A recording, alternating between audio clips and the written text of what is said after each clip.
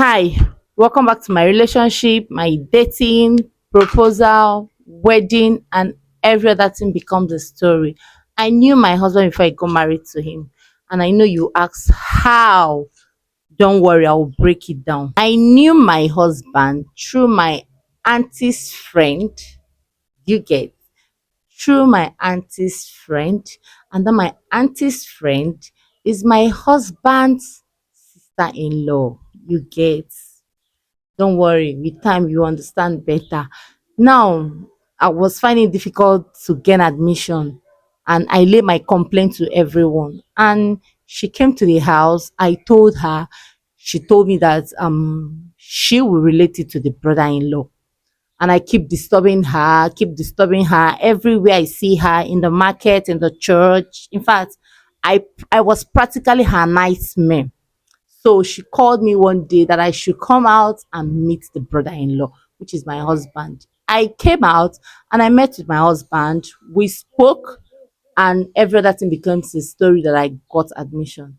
And after the admission stuff, he keeps calling to check up on me. He would tell me to come around, come to his house. And while going, I go with my friend. Yes, I go with my friend because that admission, it was still me and that my friend Chisom. Her name is also Cynthia, so she's my namesake too. Now we keep going each day, each time he call. I will tell her, let's go and meet with him. And at some point, I no longer feel comfortable going to his house or picking his calls. So I stopped picking his calls. And one day he saw me and was asking me. I had to tell him bluntly that, please, I'm no longer comfortable coming to your house. And sometimes he will be like, come alone. And I tell him, no, I can't come alone. So he said, okay, is that the reason? Okay, I should keep coming with my friend. I said, I'm no longer coming. I'm not comfortable. You've done what you wanted to do for me, and I've reciprocated by saying thank you. So you don't owe me again, and I don't owe you.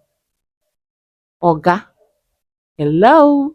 I saw his expression that day. He felt bad, but I've said what I said. So fast forward to when I was almost done with school, I met him again. He was washing his car or so. And he called me, we greeted, we gisted, and he requested for my number again, which I did not give it to him. But I didn't tell him I'm not gonna give you the number. No, I didn't do that. But you know, somehow, I left him immediately. I told him I was coming, that he should wait for me, that I'm coming back now. So, and probably he later told me that he was waiting. I left. I went my way. And I never knew that this guy has sent me message on Facebook for a very long time, which I did not reply. I saw that message, but I don't know the person, but I didn't reply either. Fast forward to when I wanted to go for my service. That was when I opened that message. And instantly I replied the person. Instantly the person called. I was like, who is this person calling me on Messenger? I picked up the call and he called his name. And I said, who? He introduced himself. I said, wow, how did you get to know my Facebook account? That was the first thing I asked him. And he kept laughing. He was just laughing. I said, no, now tell me, how did you get to know my Facebook account? He didn't tell me that till today. He did not tell me that till today. Now, fast forward to when I want to go for my service. Yes, because I was on my preparation then. So I told him I was going for my service. So he said, okay, where? I told him. He requested for my number. Now, I officially gave him that number. Yes, I gave him the number. So I went for camp that 3 weeks. He didn't call me. I didn't call him. It's a consign me one. I didn't call. He didn't call. I came back from camp, the 3 weeks camp. I think I was at home 2 or 3 days that I came back. He called. I started shouting. I said, "Why are you calling me? Is that how you behave? Is that how you guys do? Eh? You collected a girl's number and you couldn't call. Is that how you behave?" And I told you I was traveling. I was going for my this. I was saying so many things at the same time. He was begging that he's sorry, he's this one, do this one. Plenty talk, Sha. Said, I said, okay, no problem. I had no monopoly of whatever, whatever. I had to forgive and forget.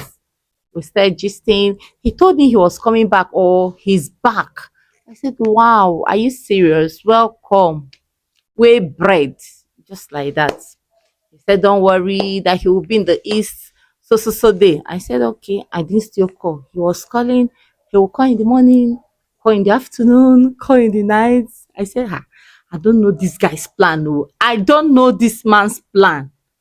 Let it not be what I'm thinking, but let me still be watching him. And at the end of the day, this guy did not come back. He was just pulling my legs. Although I was not even interested because he later asked me, he didn't ask me, where am I, this, that. I said, I don't know. You should be the one to tell me that. Now Shakara is a woman now. You go do Shakara. So fast forward to when he came back after the whole drama, like yeah, after like I think 9 to 10 months that he was coming back. He told me, okay, no, sorry, I missed one line. That line, I missed that line. And my phone got spoiled. Think when I was serving, I think that was around 4 to 5 months. My phone spoiled. Hmm. It shocked me, because I didn't ask him for phone. Yes, I didn't ask him for phone. He asked me, I told him that my phone is faulty. He asked me the make of my phone. I told him, he said, okay, that he has someone that is coming back the upper week, that he will give the person phone. I said, okay, no problem. I did still ask. I was not bothered at all. Fast forward to that next week, someone called. I should come to so place. I came. They gave me phone. I want go. They gave me perfume. I want on. Then give me footwear. Hey, I say shoe. Oh, thank you. I came back. I called him. I greeted. I said thank you. I got the things you give to me. Thank you so much. He said no problem. Now fast forward to when he came back after 9 months. He came back. He called me that I should come to Lagos. Yes, I went to Lagos. I know that's what you want to hear. I went to Lagos. I traveled from the east to Lagos to go meet man wey I no see. I no know. No be no be man wey I no see. Man wey I no know again. They are practically living in our streets. Let me now shock you. They are living in my streets. But fear of our parents. Now wetin they do me actually. So I went to Lagos to meet him up. Yes, my auntie is staying in Lagos. So I went to my auntie's house. So from my auntie's house, I went to the airport to meet him. We saw them, and I told him I was going back to my auntie's house. That I'm not gonna sleep in this hotel with you. I don't know you and you don't know me. He insisted. I said, okay. I said, I don't know you, you don't know me. So, he was begging all those. Do I have option? I kuma allow am now.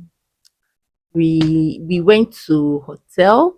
We spent 4 days in Lagos and I came back.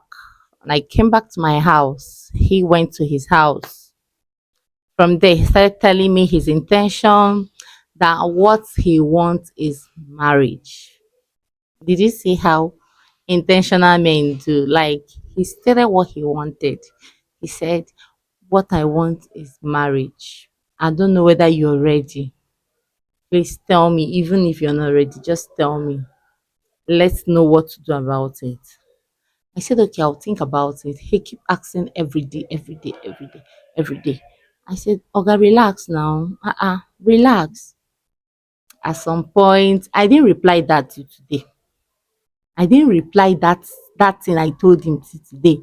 So, he started doing all those all those married things, he will call me, check up on me, buy me gifts, buy me this, do this for me, do that for me, help me out in so many things, my career, we're going.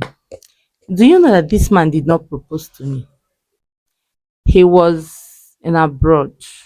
He was in South Korea when his people came for introduction.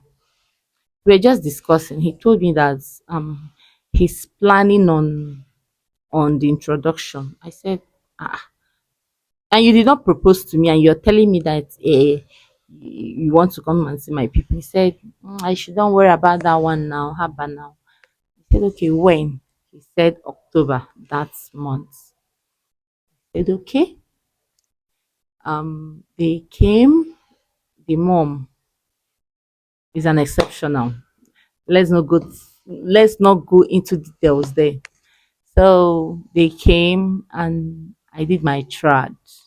December. Are you seeing the gap? It's not that much. Do you know that this man did not propose to me? The day he came back, I told him, you must buy ring, go. You must engage me like others. He bought ring. But for this man to put this ring on my hand was difficult. Do you know what he said? Now look at the ring now. I should put it on my hand now. Must he be the one to do it? I say, kneel down now, or can kneel down, do am. Do you know that this man did not do this thing till today? Ah ah, what will I do?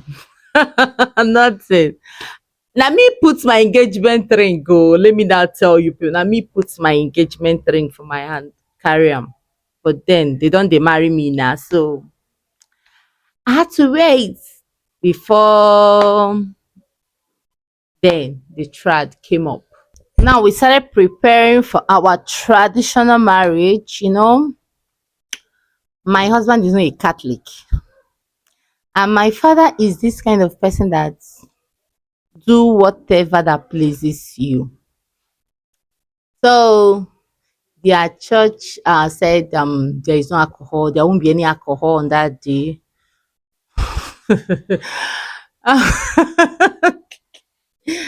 Hey God, my father, my father said, please, you can say anything, but you see that alcohol of a thing, nobody should bring it on his table.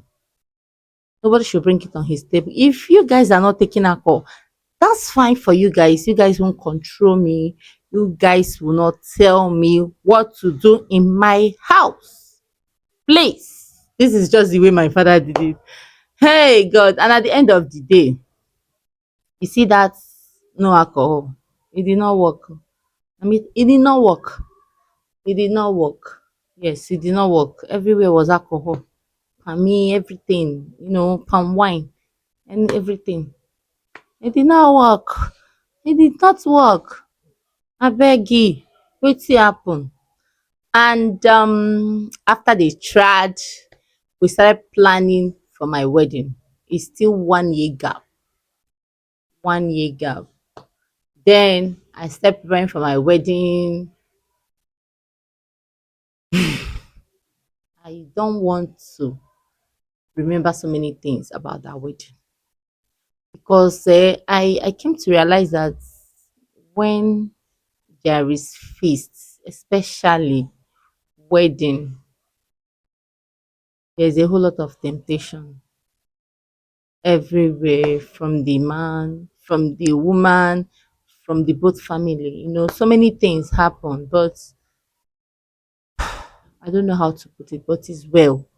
Let me just say it is well. It is well. It is well. Do you know that a day before that wedding, my husband developed this, I don't know whether it's mood swing. I don't know. Like he keeps shouting in any little thing. he keeps shouting. I'll be like, is this the man I want to marry? Oh? Please, oh, if this is how you're doing, if this is your behavior, please let's stop this thing here. It's still early. Let's stop this thing here. At some point, I started shouting and everything. Any little thing, I started shouting. I did so many things, so many things. It was my auntie that called me, was advising me, telling me so many things, telling me things about this wedding I don't know. I should try as much as possible to control myself, which I listened. And thank God that at the end of the day, it was successful. So, and that was it. And after then, I have two kids now. It's been 5 solid years with that man. There has been ups and downs. There's been quarrel. There's been regrets, but we keep improving. We keep learning every day. If anybody should tell you that marriage is all bed of roses, it's a pure lie. You smile, you cry, you learn, you correct yourself, you fall, you stand.